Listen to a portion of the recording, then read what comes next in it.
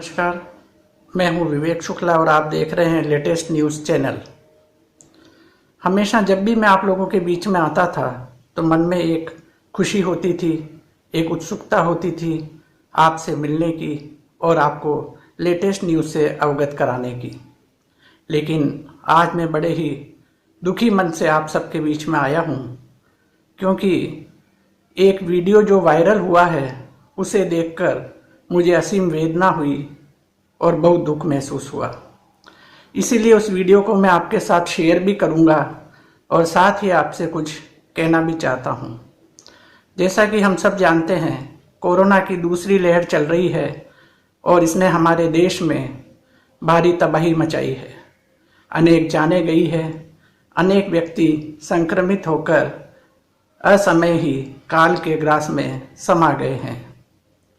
लेकिन बड़े दुख के साथ मुझे ये कहना पड़ रहा है कि हमारे समाज में कुछ ऐसे भी दरिंदे हैं, जी हाँ, उनके लिए दरिंदा शब्द ही ज़्यादा उपयुक्त है, जो कि इस समय भी लोगों को लूटने से बाज नहीं आ रहे। इस समय जब कोई व्यक्ति कोरोना से संक्रमित होता है तो उसे ऑक्सीजन सिलेंडर की ज़रूरत पड़ती है, ज़्यादा तबीयत खराब होने पर वेंटिलेटर की ज़रूरत पड़ती है, एम्बुलेंस की ज़रूरत पड़ती है, ऑक्सीमीटर की ज़रूरत पड़ती है। लेकिन बड़े ही दुख के साथ कहना पड़ रहा है कि मानवता की गरिमा को ठेस पहुंचाते हुए ये समाज कंटक लोगों को मनमानी दर से लूटने में लगे हुए हैं। जिस वीडियो की मैं आपसे बात कर रहा हूं वो एक युवती ने स्वयं वायरल करा है और उसमें उसने बताया है कि किस तरह से उससे वेंटिलेटर के एक दिन के 40,000 रुपये, ऑक्सीजन के एक सिलेंडर के 25,000 रुपये, यदि किसी पेशेंट को अगर रोज के 6 सिलेंडर लगते हैं तो सहज ही सोचा जा सकता है कि 1.5 लाख रुपए की तो वो एक दिन में ऑक्सीजन ले रहा है। और साथ ही एम्बुलेंस के उससे 50,000 रुपये मांगे गए और उसके बावजूद भी उस युवती के जीजा एवं भाई की मृत्यु हो गई। और बड़े ही दुखी मन से, ताकि अन्य किसी के साथ ऐसा ना हो, उसने ये वीडियो वायरल करा है। आइए देखते हैं युवती क्या कहती है। दोस्तों, जैसा कि आप सब जानते हैं कि मेरे भाई की भी डेथ हो चुकी है और जीजा जी की भी डेथ हो चुकी है। ऐसे समय पे हमें बहुत बहुत अच्छे लोग भी मिले और बहुत बहुत बुरे लोग भी मिले। मेरी उन लोगों से हाथ जोड़ के गुजारिश है कि जिस समय कोई इंसान या उसका परिवार मौत और जिंदगी के बीच झूल रहा होता है, उस समय वो इस तरीके का बिहेव ना करें जैसा मेरे और मेरे परिवार के साथ बिहेव किया। जैसे आप लोगों ने देखा होगा, मैंने जो पहले एक वीडियो डाली थी, उस वीडियो में मैंने वेंटिलेटर की एक गुहार लगाई थी कि मुझे वेंटिलेटर। तो मेरे पास बहुत सारी कॉल, बहुत लोगों ने हेल्प की, वेंटिलेटर भी अवेलेबल हुआ। लेकिन मेरे एक ऐसे नॉन ने मुझे कॉल किया कि आपका वेंटिलेटर मिल जाएगा और आप ना अलीगढ़ में आइए, आपको 2 वेंटिलेटर मिल रहे हैं। तो मैंने उनसे पूछा कि आप मुझे हॉस्पिटल का नाम बता दीजिए।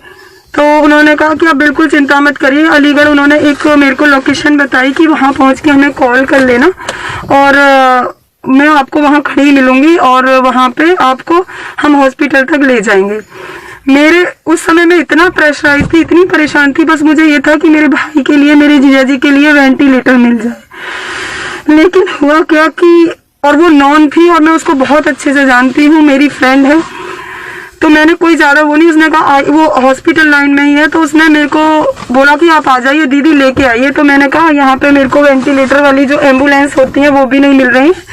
तो उसने कहा मैं वो भी भिजवा देती हूँ। तो 50,000 की हमने वो भाड़ा करके, पैसा नहीं देखा, हमने कहा ठीक है, हमारे भाई की, हमारे जीजा जी की जान बच जाए। लेकिन शिफ्टिंग के दौरान जीजा जी की तो डेथ हो गई, लेकिन मैंने वहां पे डेथ पे भी नहीं रुकी। मैंने सोचा चलो एम्बुलेंस आ गई, भाई को तो बचा लें। मैं वहां से भाई को लेके निकल गई।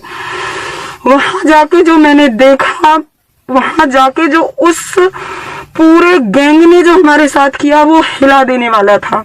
वहां हम पहुंचे ISH हॉस्पिटल अलीगढ़, और वहां हमसे उन्होंने कहा कि वेंटिलेटर है, और भाई हमारा एम्बुलेंस में रखा हुआ था, मौत और जिंदगी के बीच झूल रहा था। उन्होंने कहा वेंटिलेटर है, आपका जो रेंट है पर डे का वो पड़ेगा 40,000 रुपये पर डे। हमने कहा ठीक है, कोई प्रॉब्लम नहीं है, 40,000 रुपये हम आपको दे देंगे, आप वेंटिलेटर दे दीजिए। थोड़ा फिर उन्होंने बोला कि गैस ऑक्सीजन हमारी नहीं होगी, आप ही हमें ऑक्सीजन प्रोवाइड करोगे। तो हमने कहा हम इतनी ऑक्सीजन, तो मेरी ये बात उस लड़की से पहले हो चुकी थी। तो उसने कहा कि दीदी जितने सिलेंडर चाहोगे मिल जाएंगे, आप बस भैया को लेके आइए। तो उस समय वो मेरे को देवी के भगवान लग रही थी कि जन्नत से उतर के कोई मेरी भगवान आ गई मेरी हेल्प करने के लिए। लेकिन जब मैं वहां पहुंची तो उन्होंने साफ कहा कि 25,000 रुपये का आपको एक सिलेंडर मिलेगा, और पर डे आपके हमें नहीं पता 7 सिलेंडर लगेंगे या 8 सिलेंडर। दोस्तों मैं हिल गई, मैं क्या करूं। और वो ना तो एम्बुलेंस से मेरे भाई को उतार रहे थे, कह रहे पहले 80,000 2 दिन का एडवांस आप करो और फिर आप 25,000 पर डे के मतलब पर सिलेंडर के हिसाब से ऑक्सीजन के से, तब हम आपकी कोई हेल्प करेंगे। मैं और मेरे बड़े भाई, मेरे मित्र, हम लोग खड़े खड़े पसीना, क्योंकि हमारे पास ज्यादा टाइम नहीं था। अब हम फंस गए कि हम करें क्या, क्योंकि उन्होंने तो 1.5 लाख से ऊपर का तो सिलेंडर की व्यवस्था, उन्होंने 25,000 8 सिलेंडर तो बहुत, आप देखो 1 लाख रुपए तो 4 सिलेंडर का हो गया, 2 लाख रुपए पर डे की गए उन्होंने ऑक्सीजन बता दी।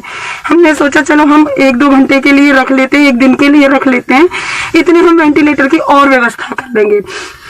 बट इतने ही मेरे किसी और नॉन ने, मतलब बहुत सारी कॉल्स की वीडियो डालने के बाद उन्होंने की कि आप फटाफट लक्ष्मी हॉस्पिटल लेके बुलंदशहर पहुंचिए।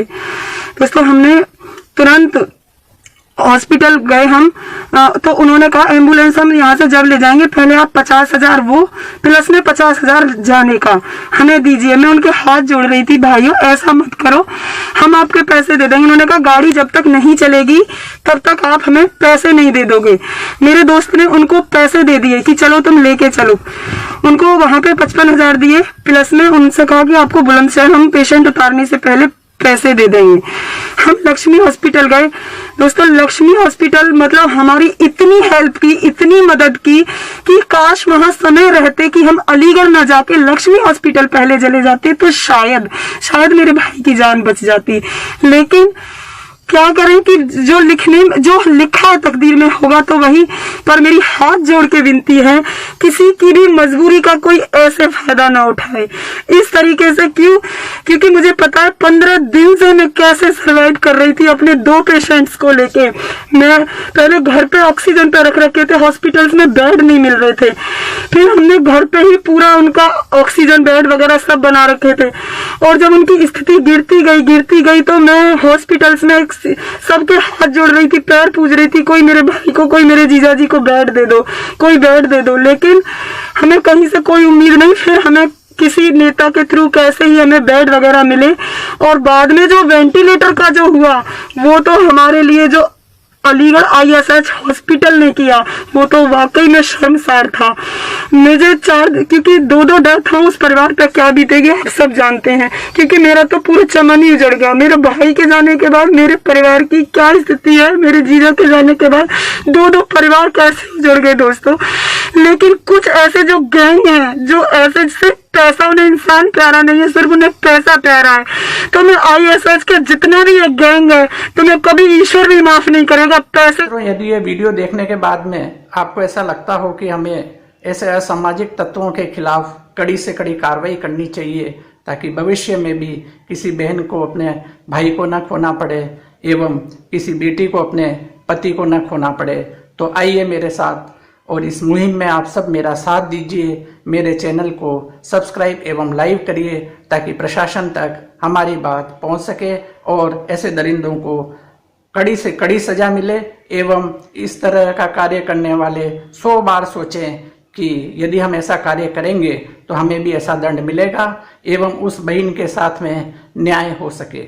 हालांकि न्याय शब्द कहना तो बहुत ही गलत होगा, क्योंकि ना तो अब उसका भाई आ सकता है एवं ना ही उसके जीजा जी आ सकते हैं। अतः मेरा आपसे निवेदन है कि यदि आप चैनल को YouTube पर देख रहे हैं तो चैनल को सब्सक्राइब एवं वीडियो को शेयर करें, तथा यदि ये आप चैनल को Facebook पेज पर देख रहे हैं तो कृपया लाइक करें। धन्यवाद।